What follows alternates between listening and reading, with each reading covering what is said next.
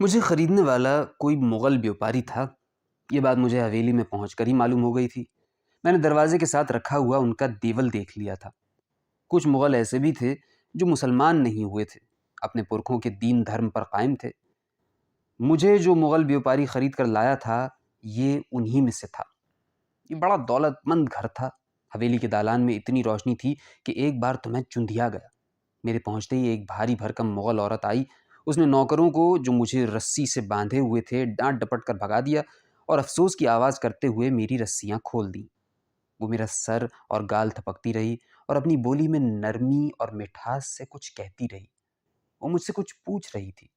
میں سر جھکائے بیٹھا رہا، اس کی بات ہی نہیں سمجھتا تھا جو جواب دیتا۔ عورت ہاتھ پکڑ کر مجھے ایک چھوٹے سے کمرے میں لے گئی جہاں ایک بڑے برتن میں پانی بھرا تھا۔ اس نے میرے کپڑے اتارے اور برتن میں کھڑا کر دیا۔ پانی گرم تھا۔ عورت نے خوشبودار بیسن سے خوب مل مل کر مجھے نہلایا، بدن خشک کیا، کپڑے پہنائے۔ وہ عجیب وضع کے کپڑے لائی تھی جنہیں پہن کر میں اسی جیسا مغل نظر آنے لگا۔ بعد میں پتہ چلا حویلی کی کسی چھوٹی لڑکی کے کپڑے تھے جو اس نے مجھے پہنائے تھے۔ میں لڑکی کے کپڑے پہن کر ذرا خوش نہ ہوا، کیونکہ جو بھی آ کر مجھے دیکھتا پہلے مسکراتا پھر ہنستے ہوئے میرے گال پر چٹکی لیتا تھا، جیسا کہ ان لوگوں میں چھوٹی لڑکیوں سے لاڈ کرنے کا طریقہ ہے۔ عورت نے اس روز جو کھانے کھلائے میں نے زندگی میں کبھی نہیں دیکھے تھے۔ ساری چیزیں خوشبودار، گرم اور مزیدار تھیں۔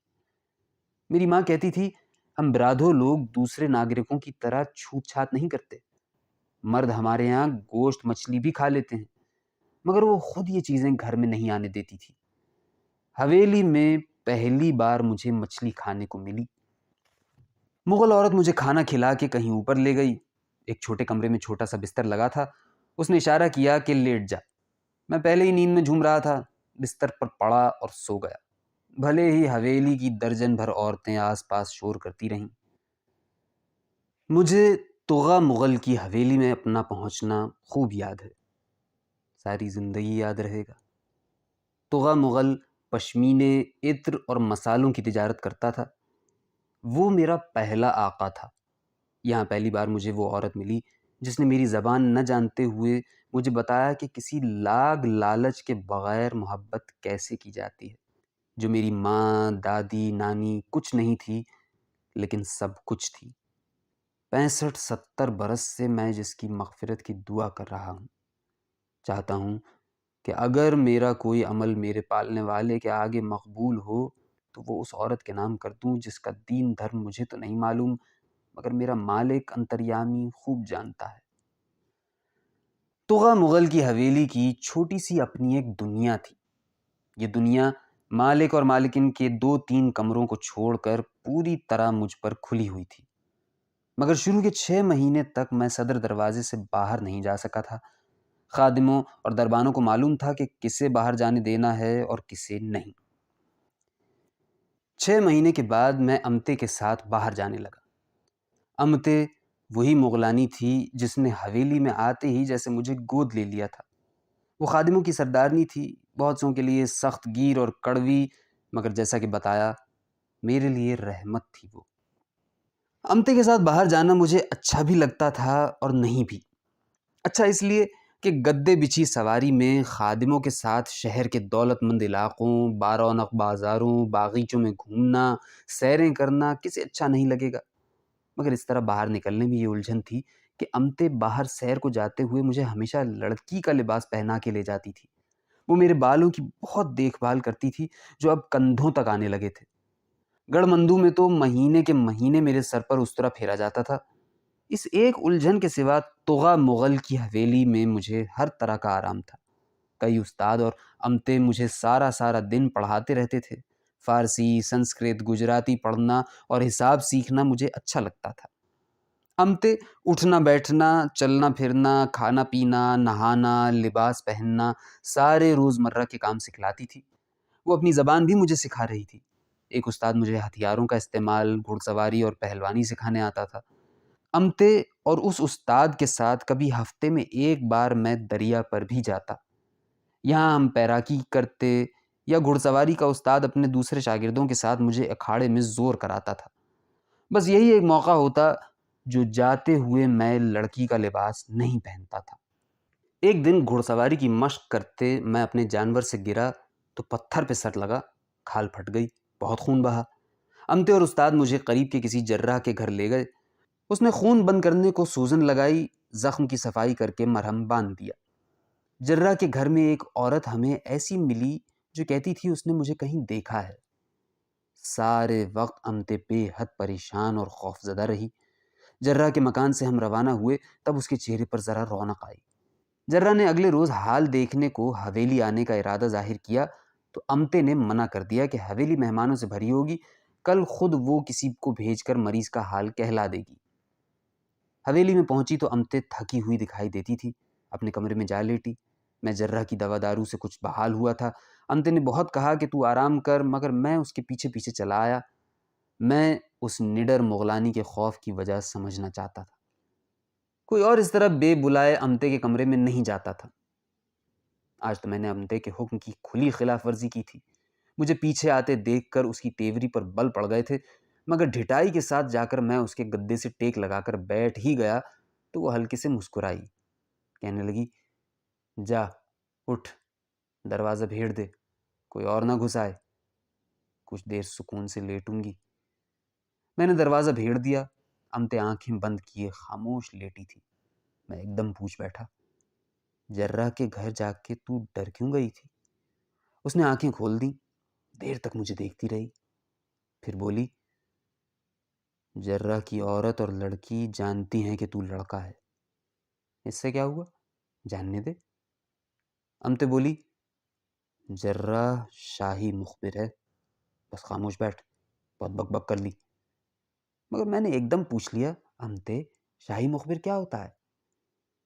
بوڑھی عورت نے بیزاری سے مجھے دیکھا، بولی، یہ خبر نہیں تھی کہ تو جیسے جیسے بڑا ہوتا جائے گا نافرمان بھی ہوتا جائے گا۔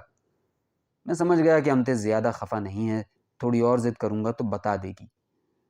میں نے اسے سکون سے لیٹنے نہ دیا، اس کے پیر دباتا رہا، مہندی لگے گھنے بالوں میں انگلیاں الجھا کر سر دبانے کی کوشش کی اور اس کے بال الجھا کے رکھ دیے۔ امتے کو یہ سب لاڈ اچھا لگتا تھا۔ وہ کچھ دیر جھڑکتی در در کرتی رہی، پھر مجھے اپنے پاس لٹا لیا۔ ٹھیک ہے، اب جو بھی پوچھوں گا امتے بتا دے گی۔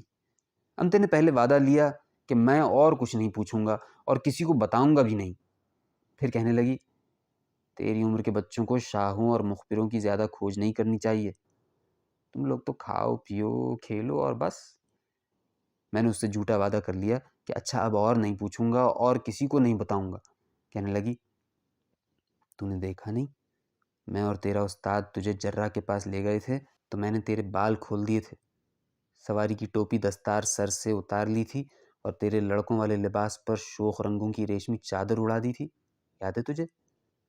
غور کیا تو مجھے یاد آیا کہ ہاں امتے نے ایسا ہی کیا تھا، اور یاد آیا کہ جراح کے مکان میں وہ عورت اور اس کی بیٹی ملی تھیں تو میرے لمبے بالوں کو حیران ہو کے دیکھتی تھی، اور یہ بھی یاد آیا کہ یہ عورت اور لڑکی وہ تھیں جو مندو سے نکلتے ہم بھائیوں کو رستے میں ملی تھیں۔ امتے کہنے لگی، حویلی کے لوگوں کے علاوہ صرف 7 آدمی اصل بات جانتے ہیں کہ تو لڑکا ہے، باقی سب کے لیے تو لڑکی ہے، توغا مغل کی بیٹی۔ اگر وہ منحوس جراح اس عورت اور لڑکی کی باتوں سے یا تیری حماقت سے جان لیتا کہ تو لڑکی نہیں ہے تو ہفتے 10 روز میں شاہی پرچہ نویس یہ خبر خلجی سلطان کو پہنچا دیتے، پھر کسی کی خیر نہیں تھی۔ میں بوڑھی عورت کے اس دور دراز کے اندیشے پر ہنسنے لگا۔ لو بھلا دلی میں بیٹھے خلجی سلطان کو اس خبر سے کیا دلچسپی ہوگی کہ مندو کا بھاگا ہوا ایک ہندو بچہ رگوبا لڑکی نہیں لڑکا ہے؟ امتے نے جھنجھلا کر سر جھٹکا، بولی، رگوبا سے یا جو بھی تیرا نام ہے، تجھ سے سلطان کو دلچسپی نہیں ہوگی، توغا مغل سے ہے۔ توغا مغل دراصل… اور امتے ایک دم خاموش ہو گئی، کہنے لگی، جا مجھے کچھ دیر سونے دے۔ میں نے بہت ضد کی، بہت سر مارا، لاڈ کیا، مگر امتے سیپ کی طرح بند ہو گئی تھی۔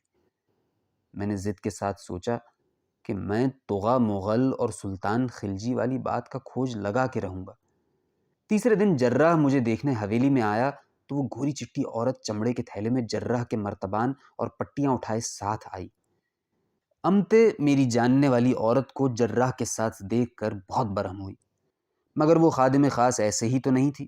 اس نے اپنی مغولی زبان میں کسی بات پر جھنجھلا کر بکنا جھکنا شروع کر دیا، پھر عورت کا ہاتھ پکڑ وہ اسے حویلی کی بیرونی چوکی سے اندر لے آئی، اسے جریب برداروں کی کوٹری میں لے گئی اور تھوڑی دیر بعد سکھا پڑھا کے باہر لائی تو خاصی مطمئن تھی۔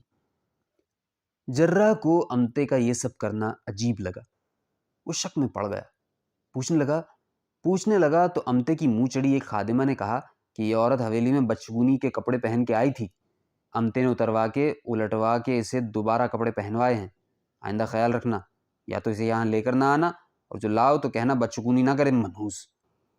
میں لڑکی کے لباس میں تیار تھا، امتے نے مجھے خوب پھولوں اور ریشمی ڈوریوں والے کپڑے پہنائے تھے، بالوں کو خوشبودار پھلیل سے گوندھا تھا، ان پر ریشم کی تتلیاں بنا کر بٹھائی تھیں، آنکھوں میں کحل اور ہاتھوں پر مہندی لگا کر ایسے تیار کیا تھا کہ جان پہچان والی عورت تک بار بار اچنبے سے دیکھ رہی تھی۔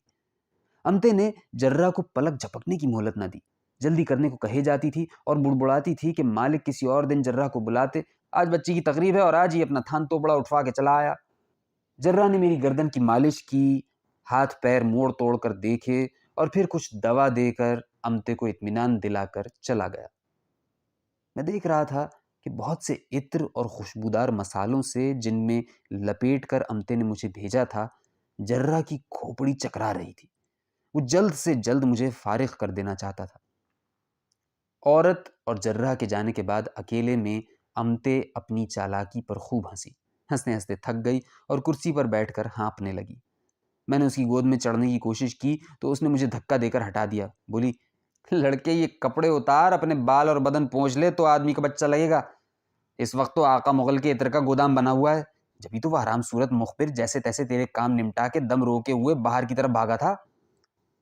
میں نے امتے کی چالاکی کی تعریف کی، پھر پوچھا کہ اندر لے جا کر اس نے عورت سے کیا کہا تھا، تو کہنے لگی اس سے زیادہ کچھ نہیں بتایا، الٹا اس سے پوچھ لیا کہ وہ اور اس کی بیٹی اس ملعون کے پاس کس طرح پہنچی۔ عورت نے بتایا کہ جس آدمی کے ساتھ وہ مندو سے چلی تھی اس نے گجرات آتے آتے عورت کو اور اس کی بیٹیوں کو عیاری سے کسی کے ہاتھ بیچ دیا، شہر میں داخل ہونے سے پہلے قافلے پر رہزن آ پڑے، انہیں لوٹا، ایک بیٹی سواروں کی جھپیٹ میں آ کے زخمی ہو گئی، جرہ تک لے جانے سے پہلے بیچاری مر گئی، انہیں خریدنے والا بھی مارا گیا۔ جرہ نے ہمدردی میں اپنے پاس رکھ لیا، مگر برابر اس کوشش میں ہے کہ عورت اس سے شادی کر لے یا ویسے ہی رہ پڑے۔ امتے بولی میں نے اس سے کہہ دیا کہ جرہ ہرگز اعتبار کے قابل نہیں ہے، اگر وہ چاہتی ہے کہ وہ اور اس کی بیٹی کسی بلا میں گرفتار نہ ہوں تو ہمارا ساتھ دے، جو کچھ یہاں دیکھ رہی ہے جرہ کو معلوم نہ ہونے پائے، بیٹی کو بھی سمجھا دے کہ رستے میں لڑکے سے ملاقات کی بات بالکل بھول جائے اور یاد رکھے کہ وہ لڑکا نہیں لڑکی ہے۔ امتے کا باتیں کرنے کو جی چاہ رہا تھا تو میں نے اس سے پوچھ لیا کہ مجھے توغا مغل کی بیٹی کیوں بتایا جا رہا ہے۔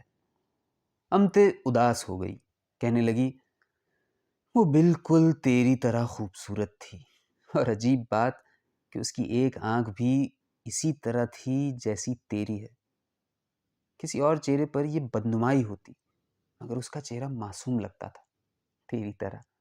یہ کہہ کر امتے پیار سے میرے بالوں میں انگلیاں پھیرنے لگی۔ میں پہلی بار کسی سے ایسی بات سن رہا تھا، جسے عیب سمجھا جاتا تھا اسے یہ نیک دل عورتیں حسن سمجھتی تھیں۔ حویلی میں لوگ کہتے تھے کہ جتنے دام توغا مغل نے مجھے خریدنے پر خرچ کیے اتنے میں 2 غلام خریدے جا سکتے تھے۔ میں اپنے ستاروں کو دعا دے رہا تھا، مگر یہ شاید قبل از وقت تھا۔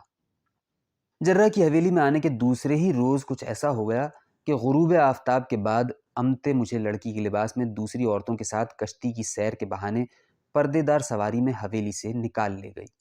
سواری پہلے دریا کی طرف گئی ہوگی، کیونکہ پردے پڑے ہونے پر بھی دریا کی طرف سے آتی مہکتی بھیگی ہوا نے اندر بیٹھی عورتوں کو بے چین کر دیا اور انہوں نے تالیاں بجا بجا کر موسم کے گیت گانے شروع کر دیے۔ مجھے ان کا اس طرح گانا اچھا لگ رہا تھا، مگر امتے کا دل پریشان تھا، حویلی کی باتوں میں اٹکا ہوا تھا۔ اس نے عورتوں کو جھڑکی دے کر خاموش کرا دیا۔ آدھی رات کا گجر بجنے سے پہلے سواری کسی احاطے میں داخل ہوئی، خادموں نے دالان کے کنڈوں میں مشعلیں لگا دیں اور سواری کے پردے اٹھا کر وہ سامنے سے ہٹ گئے۔ چادروں میں لپٹی عورتوں کے درمیان میں خود بھی چادر لیے صحن اور دالان سے گزر کر اندرون میں پہنچا۔ یہاں شاید ہمارا انتظار ہو رہا تھا۔ قیمتی کپڑے پہنے بہت سی عورتیں کمروں سے نکل کر ہماری پیشوائی کو بڑھیں، وہ مجھے اور امتے کو ایک طرف اور باقی عورتوں کو دوسری طرف لے چلیں۔ امتے حکم دینے کی عادی تھی، اس نے ڈپٹ کر کہا ٹھہرو، انہیں کہاں لیے جاتی ہو؟ یہ ہمارے ساتھ آئی ہیں، ساتھ ہی رہیں گی۔ مگر امتے کی بات پر قیمتی لباس والی عورتوں نے توجہ نہ دی۔ ان میں سے کچھ ہماری ساتھ کی عورتوں کو لے کر چلی گئیں۔ ہمیں لے جانے والی عورتیں منہ تھتھائے بہت مصروف دکھائی دیتی آگے آگے چلتی رہیں۔ پھر عمارت میں اندر کہیں ایک روشن کمرے میں ایک بہت سرخ و سفید بوڑھے آدمی کے سامنے ہمیں بٹھا کر وہ چلی گئیں۔ تھک گئی ہوگی، میں چاہتا ہوں میرے ساتھ بیٹھ کے شربت پی لیتی۔ سرخ و سفید آدمی امتے کی اپنی زبان مغولی میں بات کر رہا تھا۔ امتے نے بگڑے تیوروں سے کہا، میں آدھی رات کو شربت نہیں پیا کرتی۔ بوڑھے آدمی نے میری طرف دیکھا، لڑکا شاید ایک پیالہ پی لے، پوچھ لو۔ امتے نے اسے جھڑک دیا، یہ لڑکا نہیں لڑکی ہے، دیکھ رہے ہو پھر بھی؟ بوڑھا ہنسنے لگا، بولا، میں شاہی مخبروں کی طرح آدھا نابینا نہیں ہوں، دیکھ رہا ہوں یہ لڑکا ہے اور لڑکا خوبصورت ہے، ماشاءاللہ۔ امتے بگڑ کر کہنے لگی، میں نے آقا کا خط اور یہاں امتے نے دانت پیستے ہوئے ایک طرف کو اشارہ کیا، ان پری تمثال بیبیوں کے سپرد کر دیا تھا۔ خط میں سب کچھ درج ہے، میرا اور اپنا وقت خراب مت کرو، ہمیں رات میں کچھ دیر سونا بھی ہوتا ہے۔ بوڑھا پھر ہنسا، دھیرے سے بولا، پرانی خادمائیں یا تم خادمہ نہیں توغہ مغل کی زر خریدو؟ تو پرانی خواصیں مالکوں کی موچڑی ہوتی ہیں، کڑوی زبان سے بات کرنے لگتی ہیں، اسی لیے میں احتیاط کرتا ہوں، پرانی عورتیں نہیں رکھتا۔ خیر، مجھے خط پڑھنے کا وقت ملے گا پڑھ لوں گا، ویسے ضرورت نہیں ہے، جانتا ہوں توغہ مغل کو کچھ دنوں سے شاہی مخبروں نے گھیرنا شروع کیا ہے، وہ چاہتا ہے میں اس لڑکی اب تو خوش ہے عورت، وہ چاہتا ہے اس لڑکی کو میں اپنے گھر مہمان رکھ لوں، تو ٹھیک ہے، تم جاؤ، یہ رستہ تمہارے کمرے کو جاتا ہے، میں کچھ دیر اس سے باتیں کروں گا۔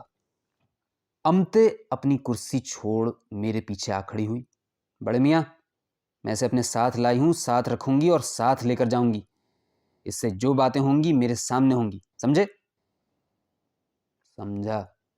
بوڑھے نے پہلی بار پلکیں جھپکی تھیں، مجھے یوں لگا تھا جیسے اس نے پلک نہ ماری ہو بلکہ اس کی پتلیوں پر سفید سی جھلی آ کر ہٹ گئی ہو، جیسے وہ آدمی کی نہیں سانپ کی آنکھیں ہوں، یا شاید یہ میرا وہم ہوگا۔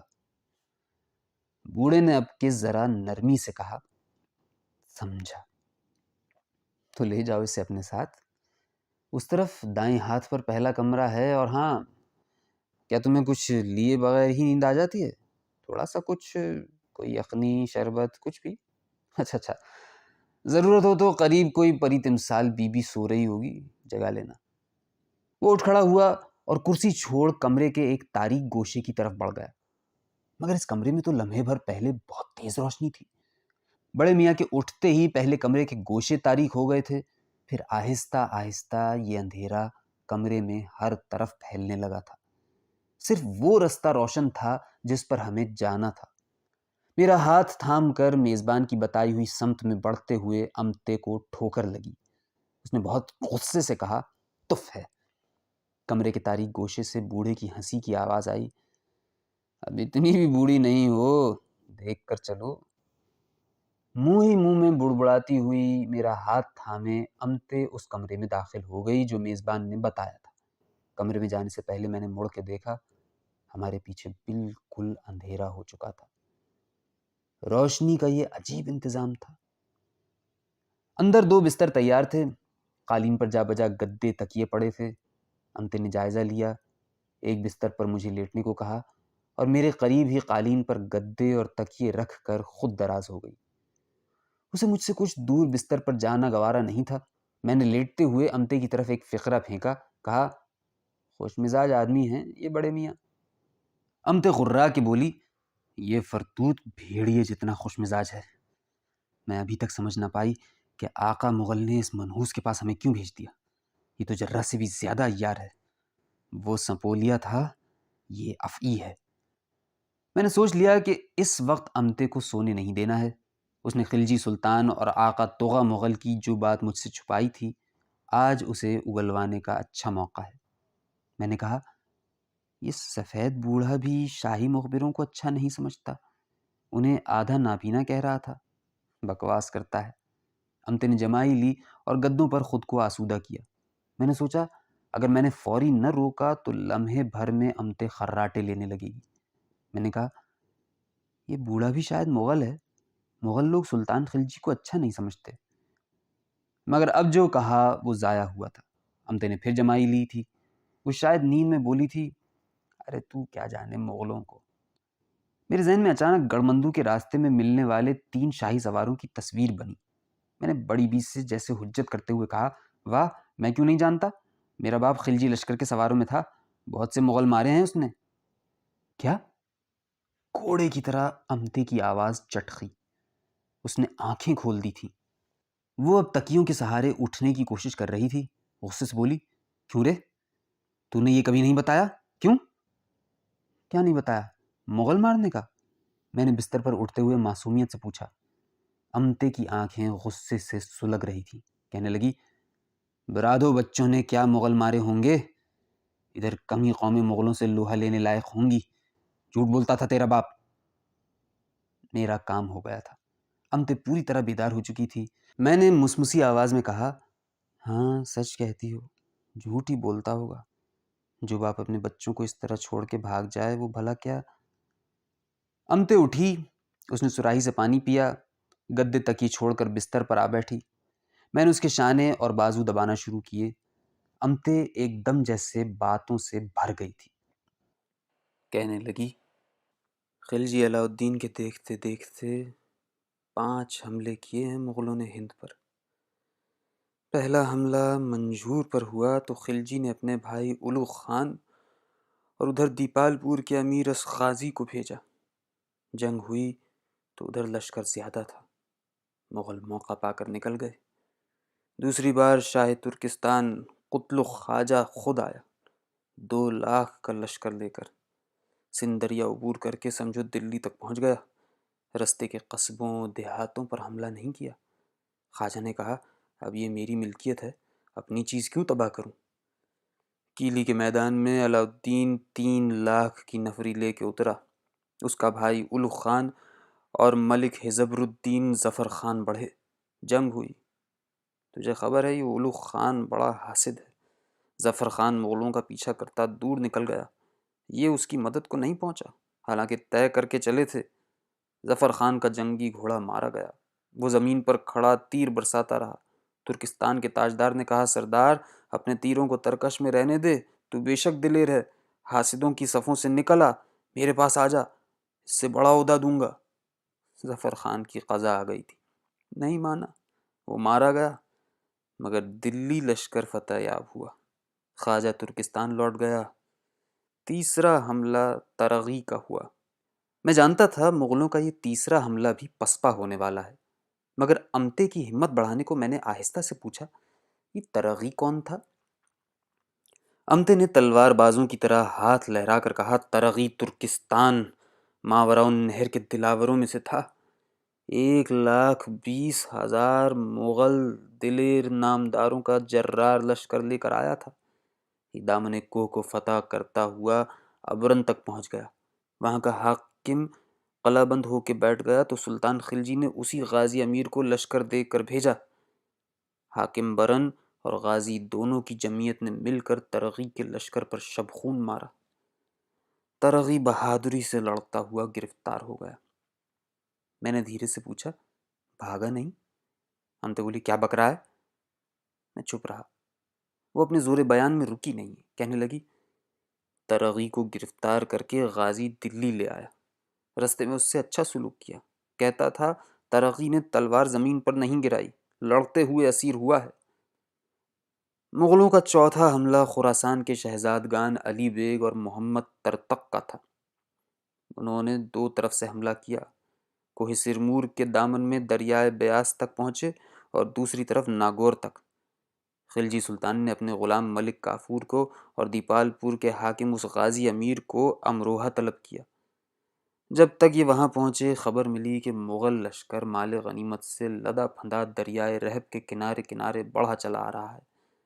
ملک کافور بڑھا، جنگ ہوئی، غازی بھی پہنچا، بہت بڑی تعداد میں مغل مارے گئے، باقی واپس ہو گئے۔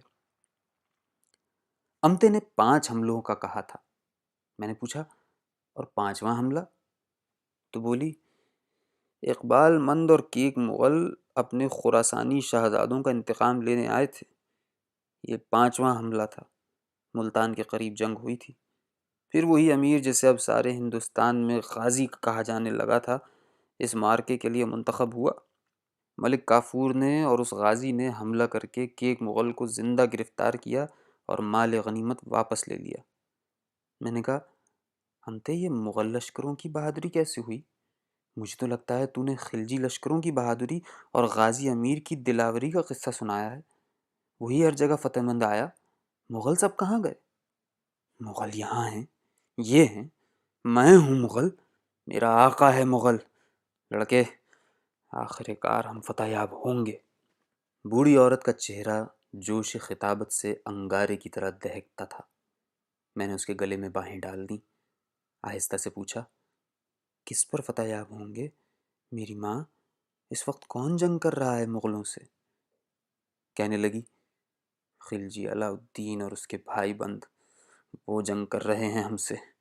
امیر الماس بیگ الو خان اور ملک نصرت ہم سے یہ دونوں جنگ کر رہے ہیں یہاں ہند میں۔ امتے عجیب بات کہتی تھی۔ میں نے اسی طرح دھیرے سے کہا مغل تو یہاں سلطان کی رعایا ہیں، خلجی لشکر میں شامل ہیں، تو ہی تو کہہ رہی تھی مسلمان ہو گئے ہیں بہت سے۔ امتے بولی ہاں 9 مسلم کہلاتے ہیں۔ اچھا تو؟ امتے کا چہرہ کسی اندرونی صدمے نے جیسے پگھلا دیا تھا۔ اس کی آنکھیں پیازی ہو چلی تھیں، ڈبڈبا آئی تھیں۔ میں نے رومال اٹھا کر اس کے آنسو پوچھے، بچے کی طرح تھپکی دے کر اسے پرسکون کرنا چاہا۔ امتے بوڑھی عورت سر جھکا کے رونے لگی۔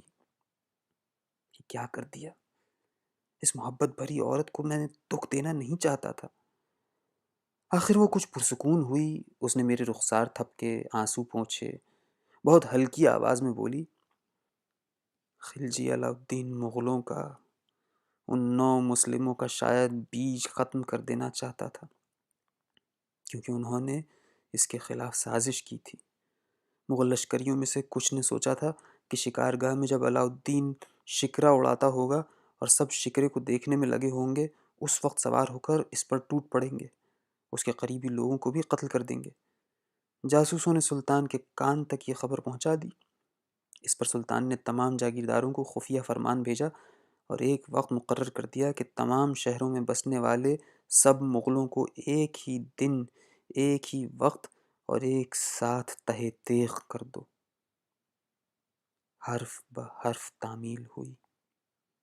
مملکت ہند میں مغولی بولنے والے باقی نہ رہے۔ وائے افسوس، ہائے ہزار افسوس۔ اس نو عمری میں بھی میں نے امتے کے دل ہلا دینے والے غم کو اپنی جان پر محسوس کیا۔ میں شاید پھر آبدیدہ ہو گیا تھا۔